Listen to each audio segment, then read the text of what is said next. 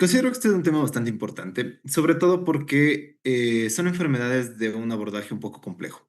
Son enfermedades que, a pesar de su creciente prevalencia, no son el paciente típico que lo vemos en consulta. Entonces, considero importante el poder hacer un buen screening y poder clasificar este tipo de pacientes de manera oportuna. Sí, muy bien. Entonces, las enfermedades autoinmunes, ¿qué son? Básicamente son un grupo de enfermedades que están causadas por una respuesta autoinmune adaptativa, esto quiere decir que son adquiridas, que va dirigida contra un antígeno, ¿sí?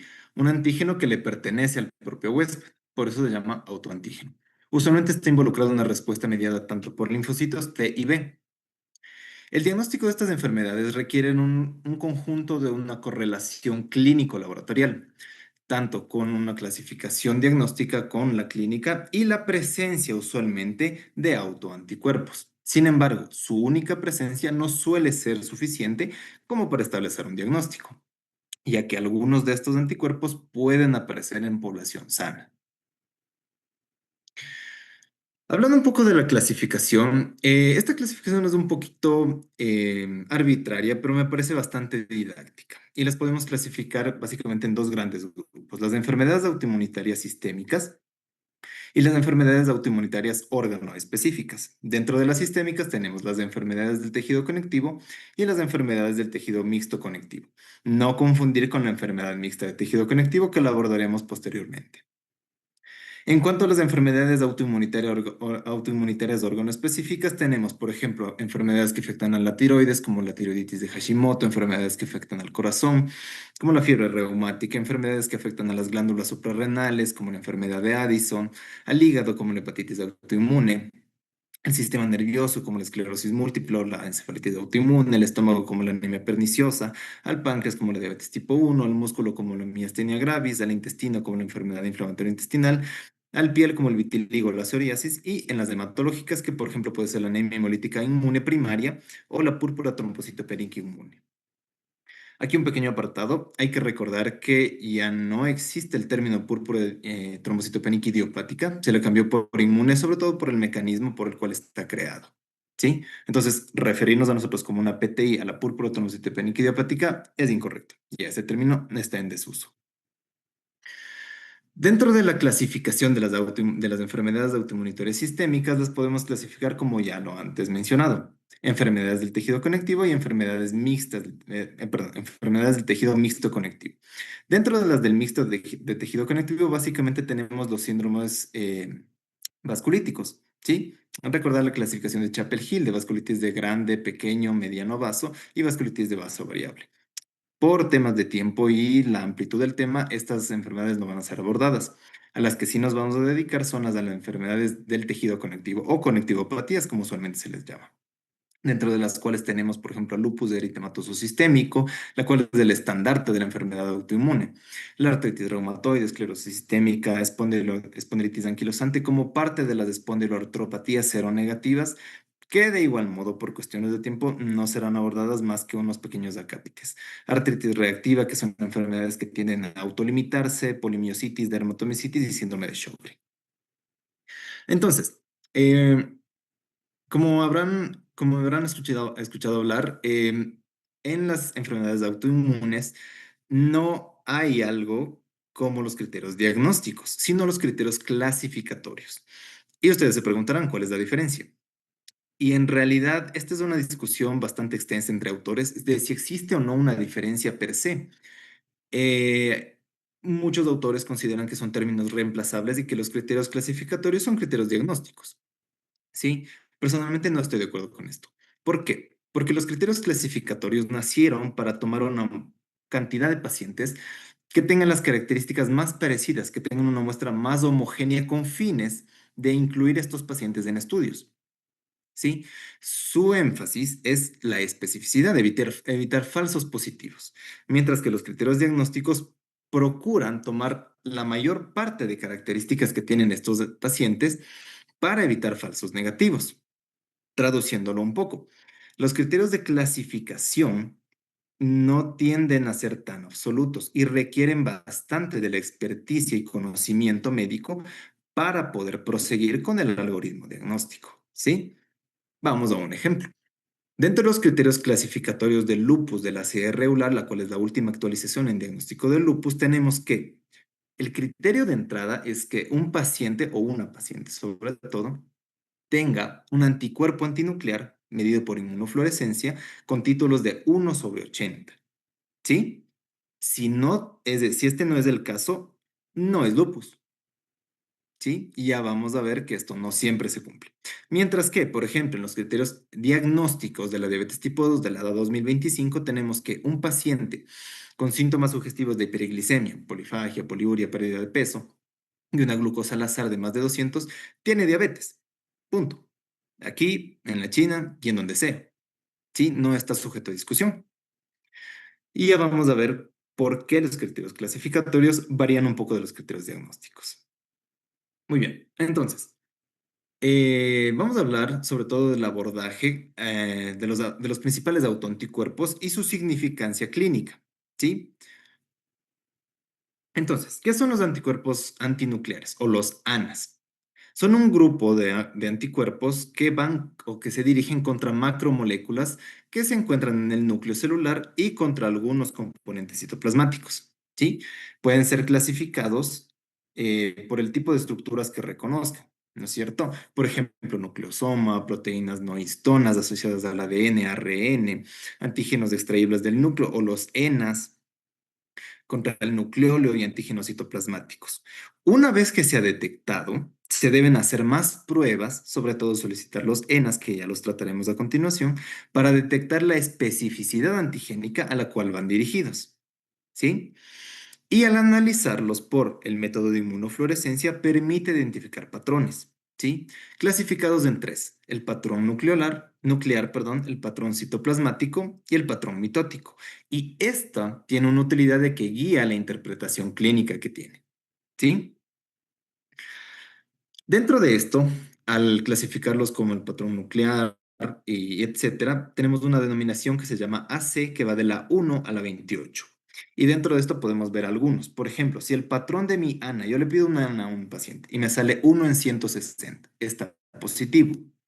¿Qué patrón tiene? Tiene un homogéneo AC1. Entonces, muy probablemente el antígeno específico sea el anti-DNA de doble cadena y esto se relaciona con lupus eritematoso sistémico. ¿Sí? Por ejemplo, si le pido un ANA a un paciente y tiene 1/160, sigue siendo positivo, pero el patrón es AC2 o AC4 y el patrón es moteado fino, se puede relacionar con los antígenos, por ejemplo, anti-Ro, anti-La, y esto a su vez relacionarse con síndrome de Sjögren o con lupus también. ¿Ok? Bien, ahora, seamos muy sinceros. A menos que su tipo de consulta vea o nos permita ver este tipo de pacientes de manera muy continua, ¿quién puede recordar la clasificación y su correlación tan fácilmente? ¿Sí? Entonces, es innegable que en esta era digital el acceso, sobre todo para los médicos de información y quienes practicamos la medicina ya, es más disponible, ¿sí? Entonces, de hecho, justo por esta razón, el Consenso Internacional de los ANAS propuso un portal web en donde nosotros podemos seleccionar qué tipo de patrón A se tiene y con eso ver la correlación que se tiene, ¿sí? Como siempre digo, sobre todo a mis alumnos y médicos de información, eh, no nos interesa mucho que conozcan algo de memoria, cuando en esta época digital se puede consultar fácilmente. ¿Qué interesa y por qué nos hace los médicos tan imprescindibles? Es la interpretación clínica que le damos a esta escala, a estas interpretaciones o exámenes, ¿sí? Y es por eso que, por ejemplo, el rol del médico no va a poder ser reemplazado nunca por una inteligencia artificial, porque estas herramientas pueden memorizar y clasificar cosas en segundos, pero la interpretación clínica, la correlación, la da nuestro razonamiento, ¿sí? Dicho esto, entonces, si tenemos un patrón de ANA, ya sea nuclear citoplasmático o mitótico, por ejemplo, nosotros podemos clasificarlo según su AC, hacer un clic en esta plataforma y ver con qué se relaciona. Bien, como habíamos dicho, algunos DANAs tienen alta especificidad, por lo que pueden convertirse en marcadores de predicción de ciertas enfermedades, como el patrón nucleolar. Por ejemplo, si se llegase a presentar un paciente y por alguna razón, si se relaciona con clínica, pues bien pedido, pero si no, y yo le pedí, por ejemplo, un antiesclero 70, este paciente tiene muchísimo riesgo de presentar una esclerosis sistémica difusa a futuro. Bien, también, como habíamos dicho, hasta el 30% de la población sana puede presentar ANAS positivos en títulos de 1 en 40. A partir de 1 en 160, este porcentaje cae al 5%, ¿sí? Y esto no significa nada. Siempre hay que ejercer una correlación clínica, a menos que tenga un patrón específico como el antes mencionado para la esclerosis sistémica, por ejemplo. Bien, hablemos de algunos DANAs.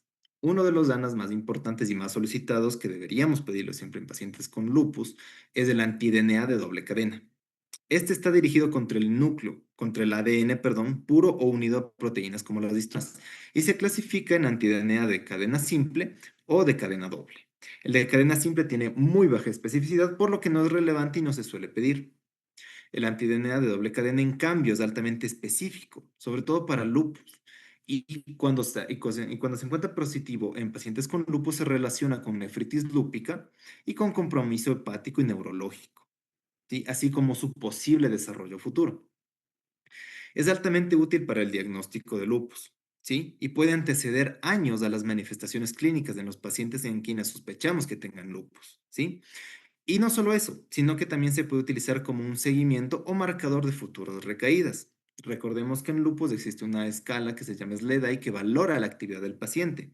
Es una escala a base de clinimetría que relaciona síntomas, signos de paciente con resultados de laboratorio y con eso nos permite ver el nivel de actividad que tiene la paciente o qué tan probable sea que vuelva a activarse la enfermedad. El antiperribosomal, en cambio, está dirigido contra tres tipos de fosfoproteínas, la P0, la P1 y la P2, y estas se encuentran en la subunidad 60S del ribosoma. Este anticuerpo, muy similar al anterior, es específico para lupus. Se detecta hasta en 16% de los pacientes, inclusive en pacientes en quienes tienen anti-DNA de doble cadena negativos. Y este se relaciona mucho con manifestaciones neuropsiquiátricas de lupus, como delirium, convulsiones o psicosis. Si se encuentra positivo el antiperribosómal junto con el anti-DNA de doble cadena, esto se relaciona con aún mayor riesgo de desarrollar nefritis lúpica. Hablando sobre los anticuerpos extraíbles del núcleo, estos tienen este nombre porque se identificaron este tipo de anticuerpos con técnicas de extracción a base de soluciones salinas.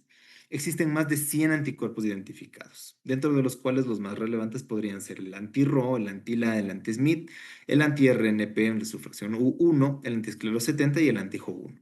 Sirven para orientar al clínico hacia qué enfermedad autoinmune se presenta, inclusive como habíamos mencionado anteriormente, como marcadores pronósticos. Como habíamos dicho, con el patrón AC ya nos orienta mucho más, pero hay que pedir el anticuerpo específico.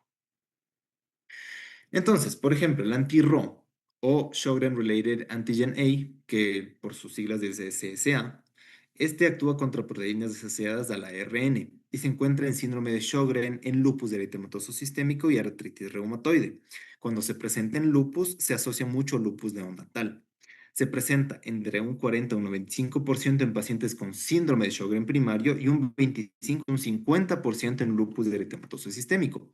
Cuando se presenta en lupus, se relaciona con lupus cutáneo subagudo, con síndrome de Zika, con nefritis y con pacientes que tienen citopenias, como trombocitopenia o leucopenia, que es un hallazgo usual en pacientes con lupus. Cuando se presenten pacientes con artritis reumatoide, se relaciona con el síndrome de Zika. El anti-La, que es muy similar al anterior, o Sjögren Related Antigen B, o SSB por sus siglas en inglés, se encuentra principalmente en el síndrome de Sjögren, hasta en un 50 y 87%. ¿Sí? El lupus eritematoso sistémico puede presentarse hasta en un 20% y es menos frecuente en otras enfermedades autoinmunes. Y rara vez se encuentra solo. Suele ir de la mano con el anti-Ro positivo. Entonces, tanto anti-La como anti-Ro se deberán solicitar en pacientes que tengan lupus y desean gestar por su riesgo de asociación con lupus neonatal. También se solicita o se sugiere su medición en pacientes con lupus, en quienes sospechamos que tengan lupus, pero que tengan un ANA negativo. Ya vamos a discutir un poco sobre los ANAs negativos en lupus. El anti-Smith, en cambio, se dirige contra la ribonucleoproteína de nucleares pequeñas. ¿sí? Es el anticuerpo más específico para lupus, en un 97%, ¿sí? Pero se presenta hasta en un 30% de pacientes con esta enfermedad. ¿Qué quiere decir con esto? Que si yo tengo un anti-SMI positivo, la paciente tiene lupus, punto. Pero si está negativo, no me descarta que tenga lupus, ¿sí? El anti-SMID es más relevante sobre todo en pacientes con sospecha de lupus y en quienes tengo anti-DNA negativo, por lo que tendríamos que pedir siempre anti-SMID y anti-DNA de doble cadena en pacientes con sospecha de lupus. El anti-RNP actúa contra proteínas asociadas como la anti-U1-RNA y la forma U1-RNP. Se encuentra en un 25-50% de pacientes con lupus. Pero ¿qué pasa? En ciertos pacientes que tienen varias características, por ejemplo, de lupus, de miopatías, de esclerosis sistémica y que tienen una negatividad de anticuerpos, títulos altos de este anticuerpo anti-U1-RNP, definidos como una dilución de 1 en 1600, se relacionan a enfermedad mixta de tejido conectivo.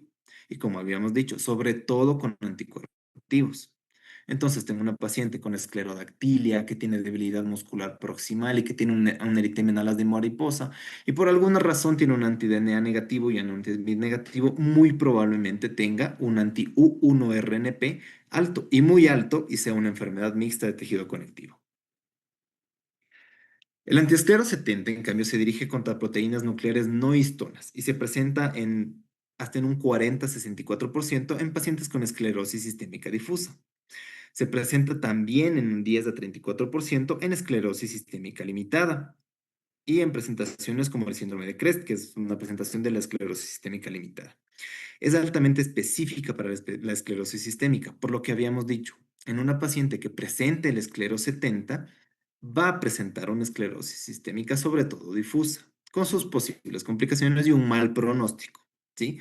Recordemos que al hablar de esclerosis sistémica, nosotros tenemos dos formas de presentación principalmente: la forma limitada y la forma difusa. La forma limitada que abarca rostro y de extremidades de proximal hacia distal y se relaciona sobre todo con el anticentrómero B e hipertensión pulmonar, mientras que la forma difusa abarca prácticamente todo el cuerpo y se relaciona con manifestaciones gastrointestinales, fibrosis pulmonar, tiene un peor pronóstico y bastante mortalidad comparado con la limitada.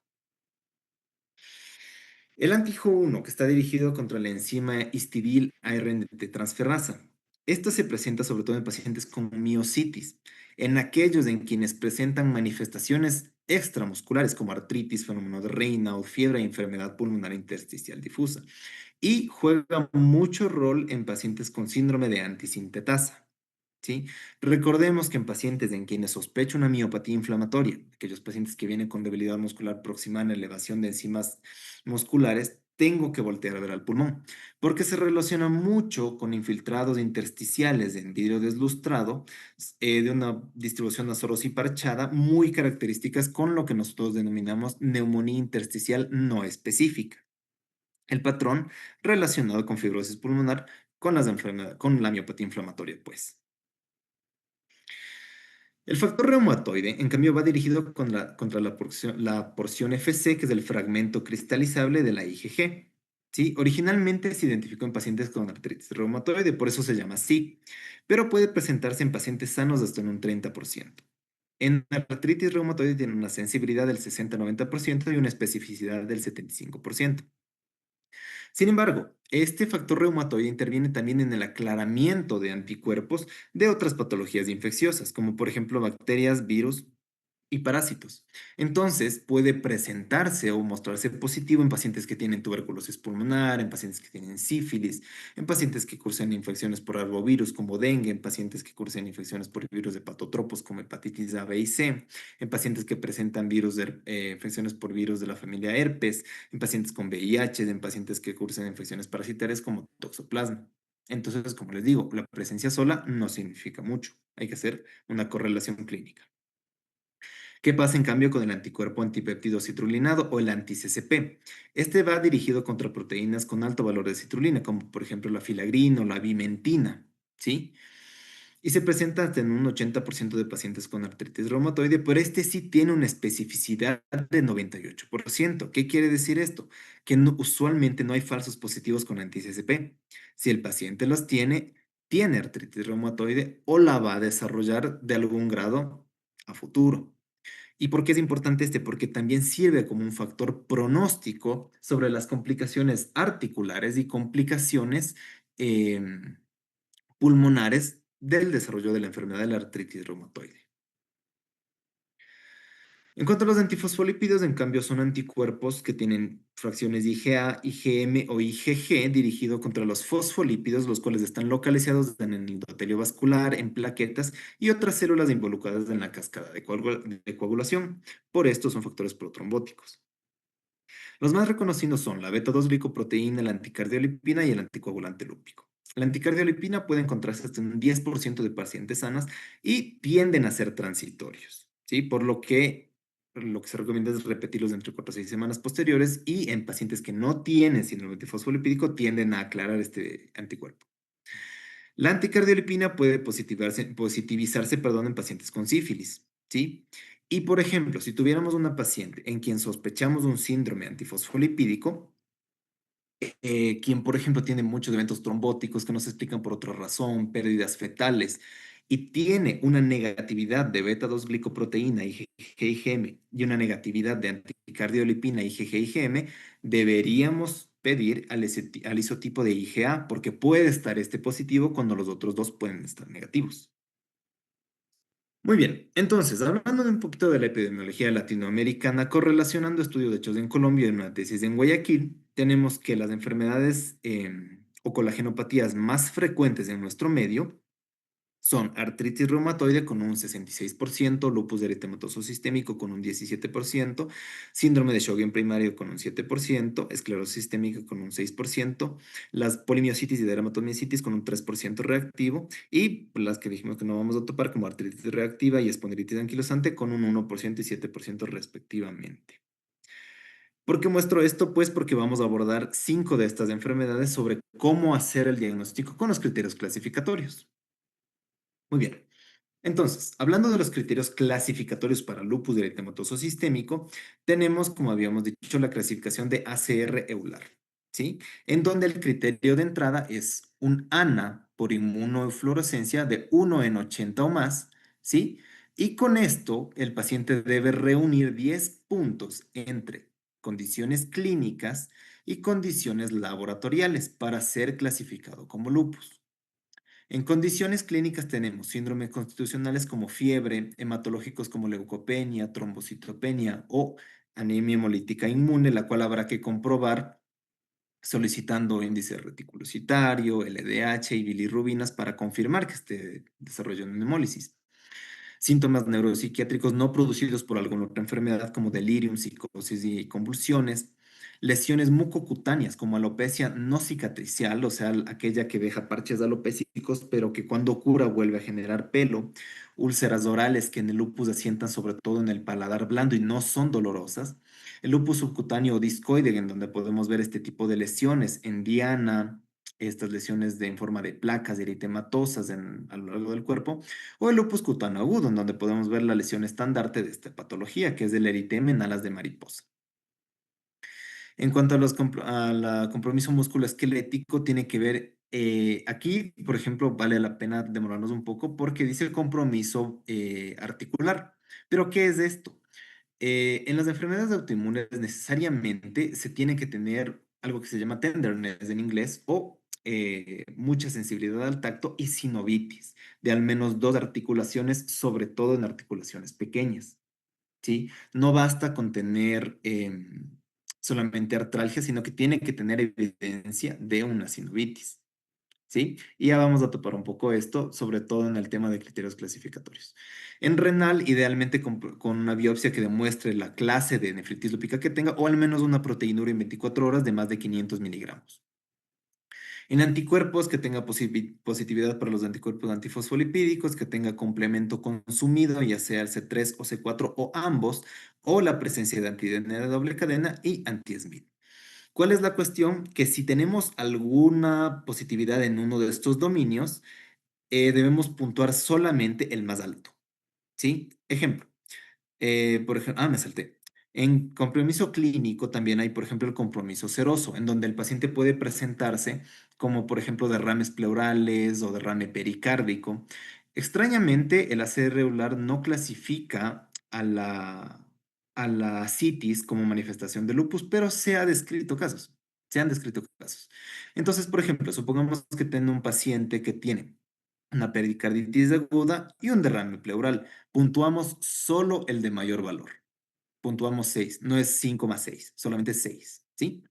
Entonces, una vez que reúna 10 puntos de estos con un ANA positivo, clasificamos a la paciente como lupus eritematoso sistémico.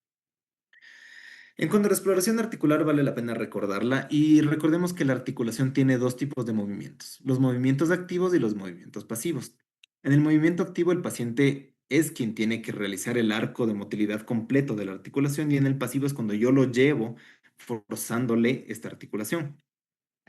Cuando hay una limitación en el movimiento tanto activo como pasivo, muy probablemente esto se deba a una afección articular. ¿Por qué? Si, por ejemplo, yo digo que me duele esta articulación y quiero revisarla, entonces yo tendré que pedir al paciente complete el arco de motilidad, que es la flexión, y el paciente lo debe completar. Si no le es posible, entonces está comprometida la motilidad activa del paciente. Pero entonces yo podría o debería ser capaz de completar su arco de motilidad, ¿sí? Para llevarlo al tope de la articulación. Entonces, si el paciente no puede moverlo, pero yo sí lo hago, tiene algún trastorno osteomuscular o nervioso. En cambio, si el paciente le pido que lo haga, no puede, y yo intento y tampoco puedo, entonces muy probablemente se deba a un trastorno articular. Entonces, supongamos que tenemos a esta paciente. Es una paciente de 23 años, sin mayores antecedentes, que se presenta con este tipo de lesiones cutáneas, un eritema en alas de mariposa que respeta el surco nasogeniano. Tiene estas lesiones de tipo placas que respetan articulaciones, refiere fiebre y refiere zonas alopésicas. Solo por ahí ya puntúa 10, ¿verdad? En criterios de clasificación, pero yo le solicito un ANA por inmunofluorescencia y el mismo me resulta negativo. Entonces, por criterios de clasificación, la paciente no tiene lupus, ¿verdad? Y no es así. No es así. Por eso les digo que los criterios clasificatorios requieren, o más bien dicho, al ser tan flexibles, requieren una mayor expertise y conocimiento por parte del médico. Porque si soy estrictamente, o si me baso estrictamente en estos criterios clasificatorios, no tiene lupus y le doy el alta. Y no es así. Entonces hablemos un poco del lupus ANA negativo. Es una entidad rara y se ha descrito cerca de un 2% en ciertos pacientes, ¿sí? Y esto se da porque muy probablemente tenga positividad de otros ENAs. Entonces, cuando tengo esta sospecha y un ANA negativo, debo buscar otros anticuerpos, como el anti-SMID, anti-ROM, anti-LA o títulos medios de antifosfolipídicos, ¿sí? ¿Por qué puede estar negativo? Por lo que dijimos, probablemente no sea por anti-ADN de doble cadena, sino por otros anticuerpos, antiperribosomal, anti-SMID, anti-RO, anti-LA, y estos sean los que marcan a la paciente como lupus. O puede ocurrir otro efecto, que es el llamado efecto prosona o efecto gancho, en el cual los títulos de anticuerpos son extremadamente altos, por lo que el inmunoensayo sensa un falso negativo. Entonces, no es que el AN esté negativo, sino que está extremadamente positivo, pero mi inmunoensayo no lo detecta, ¿sí? Entonces hay que tener siempre en cuenta positividad de otros DNAs y el efecto prosona. Hablemos un poco de los criterios clasificatorios de artritis reumatoide, ¿sí? Quiero que por favor se memoricen, esta es la imagen estandarte de una paciente, de la mano de una paciente que tiene una artritis reumatoide, ¿sí? Entonces, de nuevo, ACR Euler ha planteado criterios diagnósticos, perdón, criterios clasificatorios de artritis reumatoide, en el cual hay clasificación o distribución de las articulaciones, la serología con anticuerpos, la duración de los síntomas y la elevación de reactantes de fase aguda. Debe reunir un puntaje de 6 o más para clasificar a la paciente como artritis reumatoide. Entonces, como podemos ver, cada dominio tiene un peso y podemos ver que las articulaciones pequeñas, sobre todo las interfalángicas proximales, tienen mucho más peso que si fueran articulaciones grandes o pocas. En cuanto a la serología, debo pedir factor reumatoide y anticuerpo de antipéptido citrulinado. Y esto me dice que si está bajo positivo, puntúa 2, mientras que si está alto positivo, puntúa 3. ¿Cuánto es alto positivo? 3 veces el valor del límite normal. Ahora, como habíamos dicho, por ejemplo, un anti-CCP alto a mí me indica que esa paciente muy probablemente tenga, sin manejo adecuado, una artritis erosiva deformante o un compromiso intersticial pulmonar. En cuanto a la duración de síntomas, tiene que tener más de 6 semanas, puesto que artritis reactivas y este tipo de enfermedades que se autolimitan tienden a terminar estos síntomas dentro de las 6 semanas en las que dura el proceso. Y en cuanto a los reactantes de fase aguda, pues solicitamos tanto PCR como BSG. Ya. Aquí quiero que por favor también se graben en su memoria cómo luce una artritis, una mano de una artritis reumatoide contra una mano de una artrosis u osteoartritis. Recordemos que son enfermedades drásticamente diferentes, ¿sí? Entonces, aquí podemos ver una mano en la que las articulaciones interfalángicas distales no están tomadas. Si ven, no se ve ninguna sinovitis acá, mientras que las interfalángicas proximales sí que se las ve, inclusive solo a la observación, sinovíticas. Mientras que en la mano de una artrosis podemos ver los famosos nódulos de Everden y los nódulos de Boucher, que no corresponden tanto a una sinovitis o a una ligera, si acaso, pero podemos ver que compromete de manera más distal las interfalángicas. Entonces, esto es muy característico de la artrosis. Igual es una mano cuadrada. Si observan que está bastante rectificada la articulación del pulgar. De manera radiológica podemos verla aquí. Y la artritis reumatoide es muy erosiva. ¿Sí? Podemos ver aquí zonas de erosión y cómo respeta las interfalángicas distales. Mientras que en la mano de la artrosis podemos ver poca erosión, disminución del espacio articular y cómo afecta más las interfalángicas distales. En cuanto al síndrome de Sjögren, este no tiene tantas manifestaciones clínicas, sino más vale pruebas de laboratorio para ser clasificado como tal. Tiene que reunir un puntaje de 4 o más, dentro de los cuales tenemos una biopsia de glándula salival donde muestra un infiltrado linfocítico, un anti-Ro positivo con un puntaje de 3, que es casi la totalidad del score, un test de mancha ocular de más de 5, un test de shimmer de menos de 5 milímetros o una prueba de saliva no estimulada de menos de 0,1 mililitros por minuto. Como les dije, cuando tenemos pacientes en quienes se quejan mucho de molestia o de basurilla en el ojo, quienes dicen que tienen constantemente la boca seca, quienes refieren no tener lágrimas al llorar, quienes tienen dispareunia porque no lubrican bien las regiones genitales, tenemos que siempre sospechar un síndrome de Sjögren. Como les dije, no tiene tantos criterios criterios clasificatorios clínicos, sino más bien laboratoriales e histopatológicos. Pero de todos modos tenemos que estar pendientes. En cuanto a la esclerosis sistémica, de nueva cuenta, la CR-ULAR ha pautado los criterios clasificatorios y dentro de ellos nosotros tenemos que reunir un puntaje de 9 o más. Por ejemplo, si tenemos un engrosamiento de la piel, sobre todo, que se extiende hacia distal entre interfalángicas proximales y distales, es un puntaje de 9, por lo que solamente al observar esto, yo ya puedo clasificar a mi paciente como esclerosis sistémica. Otros compromisos incluyen el dedo en salchicha, la esclerodactilia, las úlceras digitales, el fenómeno de Raynaud, una capilaroscopía alterada, ¿sí? La positividad de anticentrómero B o el antiesclero70, que si bien es cierto, son específicos, su negatividad no me excluye la enfermedad, ¿sí? Entonces, al reunir 9 de estos criterios, yo puedo clasificar a mi paciente como esclerosis sistémica. En cuanto a los criterios clasificatorios de las miopatías inflamatorias, tenemos dominios de la A a la D para polimiositis y de la A a la E para dermatomiositis. ¿En qué cambia? Que básicamente en la dermatomiositis hay un compromiso cutáneo y aquí hay lesiones muy características en donde podemos ver un eritema que sobre todo se ubica en la región periocular, ¿sí? Llamado eritema en heliotropo.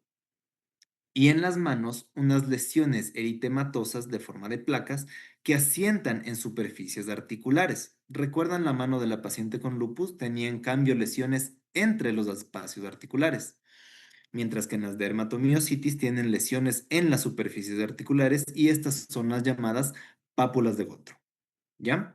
Entonces, para clasificar como una polimiositis, yo hago uso de los criterios de Bohan y Peters, en los cuales me dicen que es una polimiositis definitiva cuando cumple de la A a la D, una probable cuando cumple 3 de los 4 o una posible cuando cumple 2 de los 4.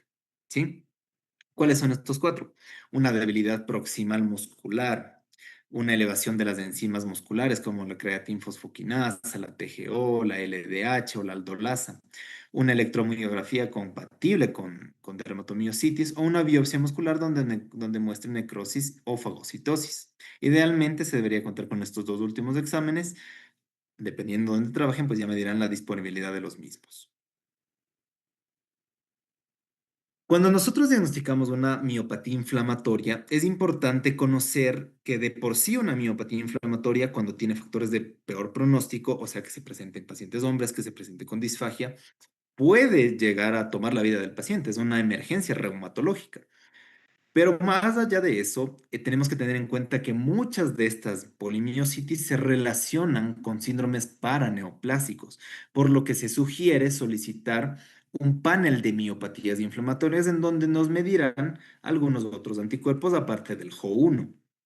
Por ejemplo, el TIF1 se relaciona mucho con la malignidad, ¿sí? Mientras que el MDA5, por ejemplo, se relaciona con una progresión rápida a neumopatía intersticial o compromiso de hígado, ¿sí? Entonces deberemos solicitar el panel de miopatías inflamatorias para hacer una correlación y pues hacerlo pertinente. Si es que tiene un anti-TIF1, tendré que hacer una búsqueda activa y seriada de patologías neoplásicas. Bien, hablemos entonces sobre los criterios clasificatorios del síndrome antifosfolipídico. Con anterioridad, antes del 2023, se utilizaban los criterios de Sapporo y de Sydney. Sin embargo, en 2023 hubo una actualización en la cual ampliaron los dominios clínicos para poder abarcar una mayor cantidad de pacientes. ¿Sí? Entonces, el criterio de entrada es al menos tener documentada em, una de las manifestaciones de los 6 dominios que revisaremos a continuación, más la positividad de algunos de estos anticuerpos dentro de los últimos 3 años. Si no está presente, recomiendan no clasificar al paciente como síndrome antifosfolipídico. ¿Sí? Entonces, ¿cuáles son los 6 dominios? Primero, macrovascular de territorio venoso. Y aquí divide a los pacientes en dos grupos. Pacientes con alto perfil de riesgo y con bajo perfil de riesgo. ¿A qué me refiero con esto? Si yo tengo un paciente adulto mayor, sedentario, fumador, que desarrolla un episodio de trombosis venosa profunda, ¿a alguien realmente le sorprendería que lo haya desarrollado?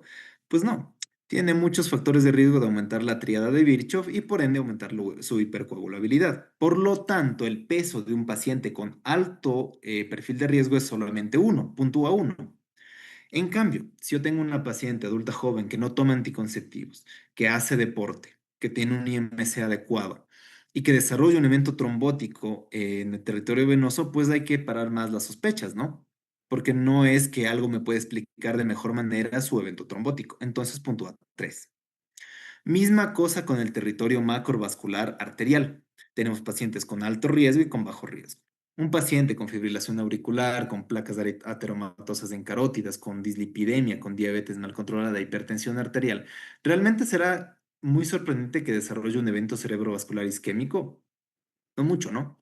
Pero en cambio, misma cosa, si tenemos una paciente que desarrolla una isquemia aguda de extremidad, pues hay que parar las alarmas, ¿no es cierto? Entonces tenemos que puntúa 2 para los pacientes con alto perfil de riesgo y puntúa 4 con pacientes de bajo perfil de riesgo. En el dominio microvascular, en cambio, tenemos sospechas y confirmaciones. Las confirmaciones básicamente se hacen mediante estudios histopatológicos y las sospechas con nuestra inspección. Entonces aquí tenemos que puntúa 2 para la sospecha y 5 para la confirmación. Tenemos que, por ejemplo, la sospecha de síndrome antifosfolipídico cuando presenta el paciente lívido racemosa o lívido reticulares, que son estas lesiones en forma de red que se distinguen entre que el lívido racemosa no completa la red, mientras que el lívido reticulares sí completa la red, como podemos verlo acá. Pacientes que tengan vasculitis livedoide, o sea, lesiones vasculíticas que luego a la biopsia serán confirmadas, pacientes con hemorragia pulmonar, ¿sí? Cuando tenemos la sospecha clínica, puntúa 2, y cuando tenemos la confirmación histopatológica, puntúa 5.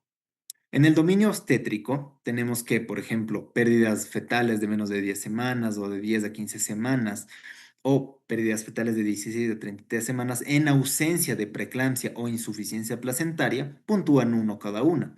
Mientras que cuando tenemos pacientes con preeclampsia, con o sin insuficiencia placentaria, puntúa 3 y 4 respectivamente. Otro que te había añadido es válvulas cardíacas. Cuando tienen un soplo, una vegetación, deberíamos nosotros ver si es que solamente mediante un ecocardiograma presenta un engrosamiento de la válvula o ya una vegetación per se, y con eso puntuar 2 y 4 respectivamente. Y el último dominio es la trombocitopenia. La trombocitopenia en el síndrome antifosfolipídico básicamente nos dice que no presenta cifras tan bajas de plaquetas. Por ejemplo, si tenemos un contagio de menos de 20.000 plaquetas, quizás no sea un síndrome antifosfolipídico, sino otra entidad, como una púrpura trombocitopénica inmune, por ejemplo. ¿Sí? Entonces, si tenemos una trombocitopenia, puntúa 2. Dentro de los anticuerpos que se deben solicitar es el anticoagulante lúpico o el anticardiolipina IgG-IgM, si estuvieran negativas de IgA, y la y la beta-2 glicoproteína IgG e IgM. Según esto, nosotros tenemos por ejemplo, si es que están altamente positivas o moderadamente positivas. ¿Cuándo está moderadamente positiva? Cuando el valor va de 40 a 79, y cuando está altamente positiva, cuando el valor va a más de 80. Entonces, si el paciente tiene 3 puntos de dominio clínico y 3 puntos laboratoriales, tenemos un paciente con síndrome antifosfolipídico, clasificado por nosotros. Bien. Bueno, entonces, habiendo ya repasado el cómo nosotros podemos clasificar a las enfermedades autoinmunes, tenemos varias presentaciones en donde no es claro el diagnóstico, ¿sí? Por ejemplo, pacientes que presentan ciertas características de la condición, pero que no reúnen criterios clasificatorios, como por ejemplo lupus eritematoso sistémico no clásico, como el ANA negativo, lupus borderline con ANAs súper en un 80, por ejemplo, pero sin más clínicas, muy sugestivas. Pacientes que tienen, por ejemplo, sinovitis, pero negatividad de anticuerpos, en donde aquí surge el término de, por ejemplo, artritis reumatoide seronegativa, la cual es una entidad que siempre se encuentra en discusión entre si es o es una preartritis reumatoide o una presentación temprana de artritis reumatoide, ¿sí? Tenemos pacientes con artritis indiferenciadas, por ejemplo, una poliartritis que no la puedo clasificar, o de plano pueden ser pacientes con espondiloartropatías seronegativas que presenten sinovitis periféricas y no me estoy dando cuenta. Hay síndromes de overlap, o sea, pacientes que presenten dos o más características, perdón, características de dos o más enfermedades autoinmunes. Por ejemplo, la sobreposición de artritis reumatoide con lupus, lo que antiguamente se llamaba lupus, que se procura no ocupar ese término porque nos hace pensar en que se trata de una entidad aparte, y no es cierto, es lupus con artritis. Cabe mencionar aquí que, por ejemplo, la artritis de lupus no es deformante y no es erosiva, mientras que la artritis reumatoide sí que lo es. Pacientes que tengan características de esclerosis sistémica con polimiositis, ¿sí? Pueden ser overlaps. Recordemos también que, por ejemplo, hasta 3 de cada 10 pacientes con lupus presentan síndrome antifosfolipídico, ¿ya? Como habíamos mencionado al principio de la exposición, pacientes que tengan, por ejemplo, muchas características de enfermedades como lupus, esclerosis sistémica, dermatomiositis o síndrome de Sjögren, y que no tenemos positividad de estos anticuerpos, deberemos solicitar el anti-U1-RNP. Eso, con estos criterios y títulos altos, podría tratarse de una enfermedad mixta de tejido conectivo. ¿Sí? Y tenemos, por ejemplo, las enfermedades indiferenciadas, en donde tenemos rasgos muy leves que no entran dentro del criterio clasificatorio y que debería mantenerlos en una vigilancia temprana, en una vigilancia cercana, pues, para ver que no desarrollen ninguna enfermedad autoinmune. ¿Sí? Y listo. Bueno, eso sería todo lo que puedo aportarles por el día de hoy. Como dije, es un tema considerado por muchos un poco árido, sobre todo por el tipo de pacientes que revisamos, pero que una vez se entren en este mundo van a ver que es muy bonito. Espero les haya sido de utilidad. Muchas gracias por su atención.